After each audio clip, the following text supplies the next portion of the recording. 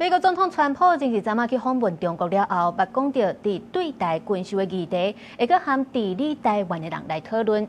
昨伊也閣明確來表示講，伊最近就會甲咱的總統賴清德通電話。Do you have any plans to call President Lai of Taiwan before you make a decision on the weapons package? Well, I'll speak to him. I speak to everybody.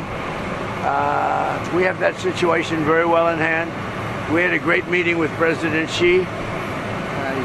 It was amazing, actually. It was amazing. Many of you were there. We'll work on the Taiwan problem. 雖然川普並無講明甲賴清德通電話的時間，咱的外交部是表示講，台美溝通真順利。賴清德嘛講，若有機會一定會向美國來反映台灣社會心聲，強調希望對美軍購會當繼續進行等四個重點。